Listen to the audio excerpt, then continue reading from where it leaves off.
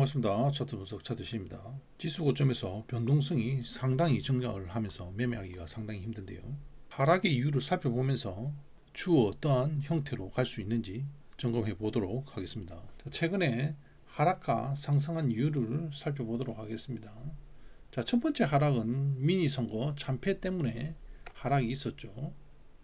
이후에 정부 셧다운이 장기화되면서 하락이 있었습니다. 그리고 정부 셧다운 정상화 기대감으로 반등이 있었습니다. 그래서 이 부분들은 이제 해결이 되었죠. 그리고 방향성 없이 지수가 유지되다가 12월 금리 인하 불확실, 인공지능 고밸류, 마이크버리 AI 감가상각, AI 인프라 비투자 이런 부분들이 확대되면서 급락 흐름이 있었습니다. 자, 그래서 차트에서 60선을 이탈하는 흐름까지 이렇게 풀이장에 나왔는데, 자, 본장 열리면서 워렌 버핏의 43억 달러 구글 주식 매입과 삼성전자 매물이 최대 60% 인상, 이러한 부분들이 부각되면서 중기 이평선이 62평선을 이탈하지는 못하고 반등을 하면서 마감이 되었습니다. 먼저 12월 금리 인하 불확실성에 대해서 살펴보게 되면 현재 54.2%로 동결이 지금 우세를 보이고 있습니다. 비둘기파는 고용시장의 둔화를 근거로 금리를 인하해야 된다고 얘기를 하는 거고, 매파는 금리를 인하하게 되면 인플레이션이 올라올 수 있다, 이제 이런 부분으로 설득을 하고 있는 것이죠. 자, 그래서 이 연준 내부에서 이렇게 갈등이 심화되고 있는데, 이제 이 부분이 경제적인 측면에서 이루어지는 것이 아니라 정치적인 의도가 개입되어 있지 않았나, 이제 이런 부분들을 의심을 하는 것이죠. 자, 그래서 현재 시장은 54.2%로 동결이 우세해지면서 금리 인하를 해도 지금 유지하기도 힘든 판국에 동결 쪽으로 흐르면서 매도의 힘이 강해졌다, 이제 이렇게 볼 수는 있는 것이죠. 그렇다고 해서 상승 추세 채널을 이탈하면서 큰 하락의 흐름을 만들 수 있냐, 이러한 부분은 아니죠. 자, 채널 내에서 금리 인하 부분이 동결되기 때문에 하락의 힘이 좀 강해졌다, 이제 이렇게 볼 수가 있습니다. 다음은 인공지능의 고밸류와 빅투자 이런 부분들을 살펴보도록 하겠습니다. JP모건 전망에 따르면 AI 인프라 구축하는데 7,300조 원이 넘는 자금이 필요하다는 것이죠. 자, 그래서 구글, 메타, 마이크로소프트, 오라클 등 하이퍼스케일러들이 자체 현금만으로 막대한 이 투자를 감당할 수가 없기 때문에 회사채를 동원을 해서 빚투자를 하고 있다는 거죠. 자, 그렇다 보니까 AI 투자가 수익을 낼지 모르겠다는 불안감이 높아졌고, 자, 그래서 회사채에 대한 금리를 올려달라는 이러한 요구가 있다는 것이죠. 자, 그래서 회사채 수익률이 이렇게 치솟고 있다는 것입니다.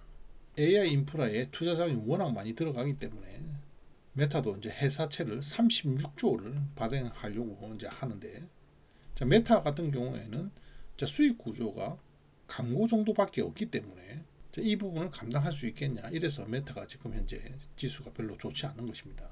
자, 그렇다 보니까 오라클의 CDS가 이렇게 급등하는 현상이 발생을 하고 있습니다. 자, CDS는 채무불이행 스왑이라고 해서 채무불이행 위험을 해치하기 위한 금융 상품이 되겠는데요. 오라클이 채무불이행을 하게 되면 투자자는 큰 손실을 입죠. 그러한 투자 손실을 해지하기 위해서 이러한 CDS라는 상품을 만들어 놨는데, 이 부분이 급등을 한다는 것은 오라클이 채무불이행을 할 수 있다는 가능성이 높아졌다, 이제 이렇게 볼 수가 있는 것이죠. 그래서 이러한 부분들 때문에 현재 지수 고점에서 약세 흐름이 일어나고 있다, 이렇게 보시면 되겠습니다. 다음은 마이크버리의 AI 감가상각에 대해서 살펴보겠습니다. AI 인프라의 감가상각 기간을 실제보다 길게 잡아서 회계 비용을 줄이고 순이익을 인위적으로 부풀리는 회계 처리 방식을 했다라는 것이죠. 일반적으로 2-3년 주기로 교체되어야 되는데 회사 자체 내에서 5-6년으로 늘려 잡아서 매년 비용 부담을 줄였다라는 것입니다. 자, 이로 인해 단기적으로 순이익이 실제 현금보다 크게 부풀려지고 오라클, 메타 등 빅테크 기업의 이익이 가대평가될 수 있다, 이제 이러한 부분을 얘기를 하는 것입니다. 감가상각 기간 조정이 회계 기준 내에서 기업 재량으로 이루어져 일부에서는 조작으로 단정하기는 어렵다는 지적도 있다, 이제 이러한 부분을 말하고 있는데요. 자, 그래서 AI 칩 주기를 인공지능에게 한번 물어봤습니다.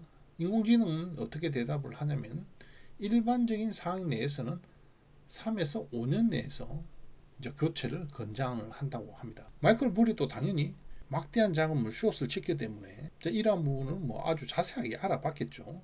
회사 입장에서는 AI 칩 교체 기간을 이제 실제보다 당연히 높게 잡았을 것이고 일반적으로는 한 2, 3년 내에서 변경해야 되겠죠. 신형 AI 칩들이 계속해서 생산이 되기 때문에 교체를 계속 해줘야지만이 이 시장에서 살아남을 가능성이 높다면은 마이클 버리가 주장하는 이 부분에 대해서 상당히 설득력이 있다 이렇게 보여집니다. 자, 다시 차트로 돌아와서 이 상승의 힘은 유동성과 인공지능입니다. 인공지능의 강력한 호재로 인해서 채널 상단까지 돌파하는 가매수 구간까지 만들었었죠. 그리고 채널 안으로 들어오면서 앞에와 같은 그러한 의구심이 들면서 하단까지 이렇게 내려왔는데요. 의구심만 가지고는 이 채널을 하단을 이탈하면서 큰 하락을 유도할 수는 없겠죠. 그 의구심이 팩트로 나오면 이 전체 시장이 박살이 나겠지만 그렇지 않고는 채널 내에서 하락하는 정도 수준으로 봐야 되겠습니다.